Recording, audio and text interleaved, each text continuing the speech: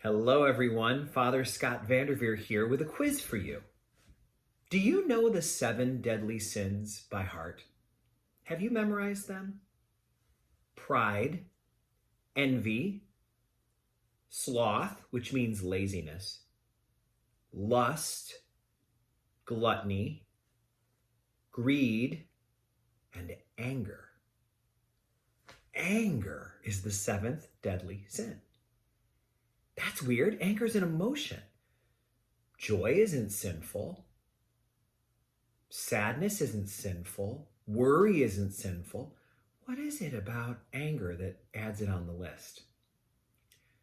Well, let's talk about how emotions actually are not ever immoral. You can't have an immoral emotion. Emotions are information that comes from deep within you to let you know how you're reacting to things. So it's not that anger, the way we think of anger, is a sin. Anger is, as one writer defines it, a signal that you're in the presence of injustice. That's why you might feel angry. When you're in the presence of something unjust, you might feel anger about it. If you're in the presence of something unsafe, you might feel fear. If you're in the presence of something unkind, you might feel sorrow. So the base kind of anger, the emotion that is a signal to you that you're in the presence of injustice, that is not a sin. But what we do with our anger is a lot like what we do with our fear or what we do with our sadness. It can become dysfunctional and destructive. If sadness isn't eventually looked at, worked through, remedied, examined, it'll become depression. And depression is a dysfunctional form of sadness. If fear winds up feeding on itself and all of a sudden there's no danger present, but we still are feeling all the time tense and out of sorts, that turns into anxiety, which is a dysfunction. And all of us recognize that depression as a dysfunctional form of sadness and anxiety as a dysfunctional form of fear, those are destructive forces. So now let's talk about anger. Anger, if left to feed on itself, if left to go unchecked and unreflected upon, becomes wrath. Wrath is the best definition of that 7th deadly sin. It's not the emotion of anger.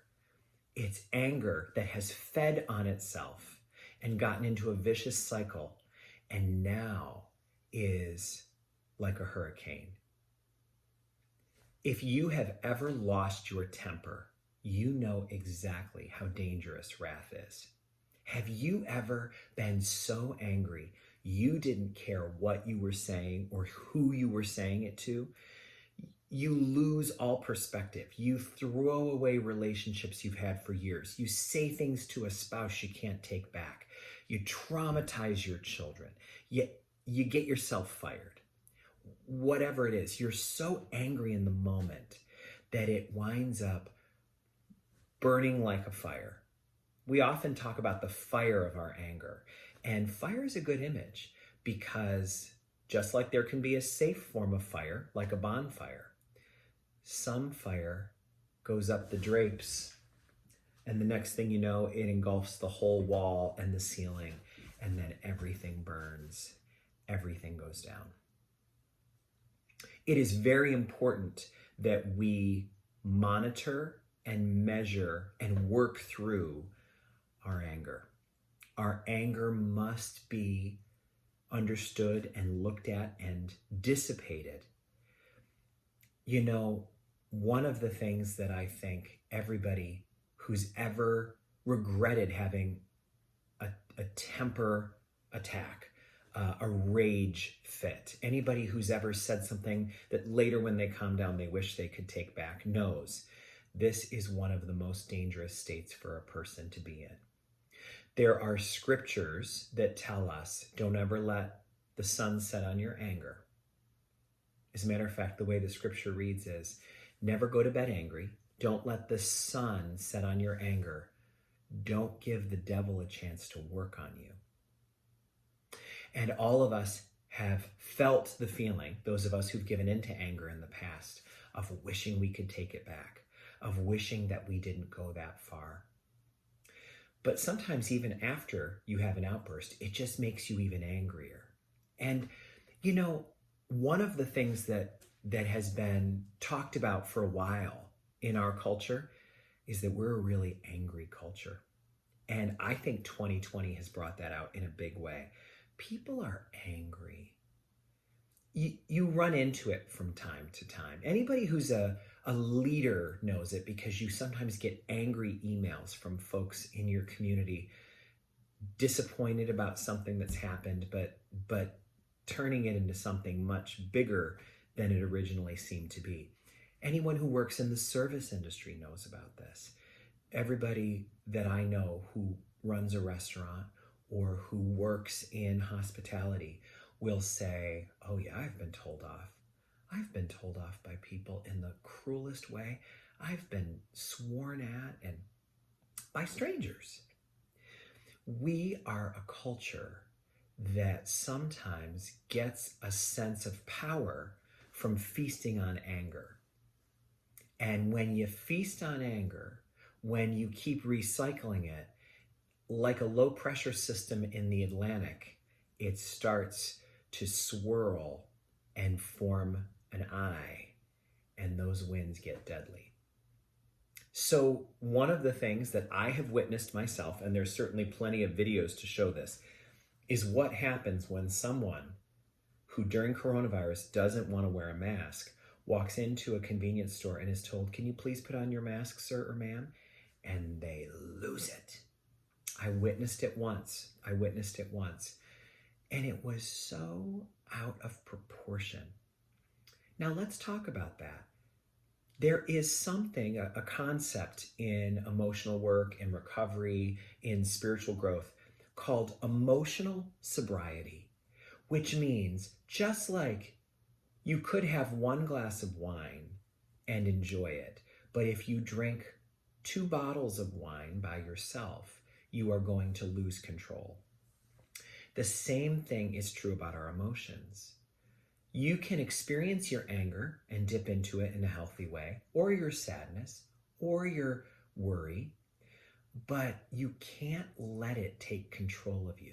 There needs to be some pulling back of the reins, some what we call emotional sobriety. So let's use that mask example. The person who tells the person, please wear your mask, is probably a minimum wage employee. So being mad at them that there's a global pandemic and that there's a current state law, it just obviously doesn't make sense. But notice how an appropriate response to having to wear a mask, something that is so uncomfortable, is to feel frustrated, or to feel annoyed, or to feel irritated or tired. But rage, wrath, it's too far. And we have seen on both sides of the political spectrum incredible anger.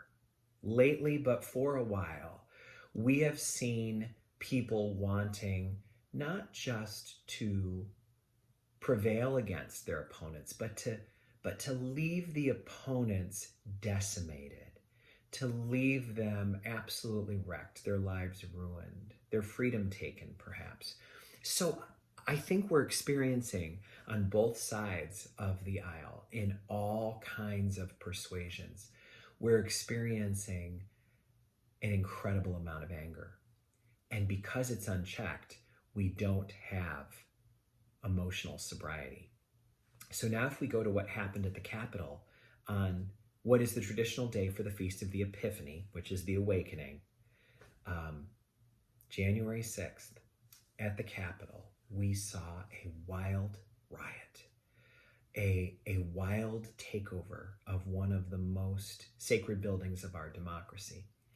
And there were a couple of things that we saw there that showed incredible anger, and some of those scenes caused others to feel incredible waves of anger.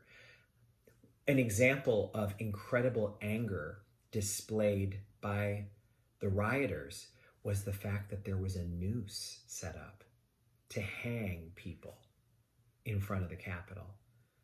That is an incredible amount of violence that we see there. But we know that in response, one of the things that happened from one of the angry rioters was he brought a Confederate flag, the sign of the Confederacy, which was the group that was defeated in our country's one and only Civil War so far. To have that flag in the Capitol, a place that it didn't fly or was never draped during the actual Civil War, caused many other people watching to become enraged. And if you watch what's going on in social media, it's extreme. There's such rage. There's such wrath. And it's deadly. We know it's deadly because people died in that riot. And we know also that that kind of rage has a huge corrosive effect on the inside of us. So whenever you're on the spiritual journey, it's never about other people. It's not about the rioters. That's an interesting thing for us to see and a disturbing thing for us to see, but it always encourages us to put the focus back on ourselves. Where am I when it comes to my anger? How often have I lost control of my temper? How often have I said things that I either wanted to take back or tried to take back or wished I could take back and realized I couldn't?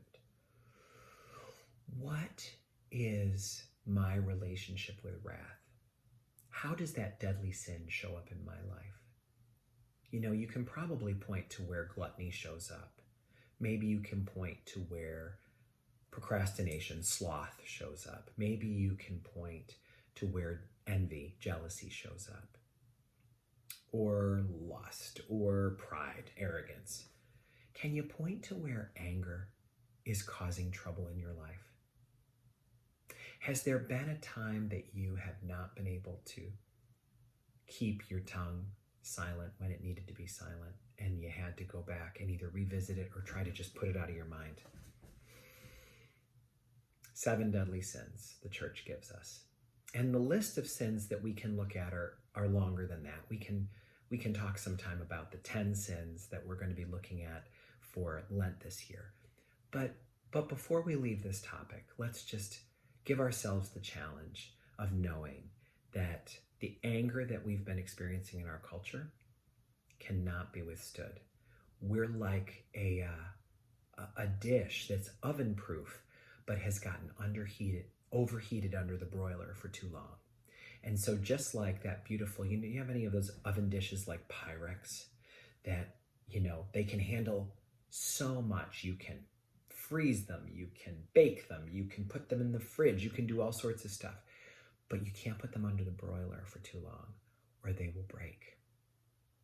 Our culture is under the broiler and we need to reel it back in. We can't control what goes on in the biggest picture. We can't control everyone else's behavior and their actions, but we can dial down our anger, not by stuffing it, but by processing it, by not allowing it to build on itself, by writing it down in a journal and getting it out of us, by writing it on a piece of paper and tearing it up or shredding it or burning it, but not feeding on the anger and pouring gasoline on it. We have to be careful because the consequences for great unbridled anger can be deadly. That's why the church wisely calls it one of the 7 deadly sins. Let us respect life and choose life always, including in the way that we process our anger. May God bless you all.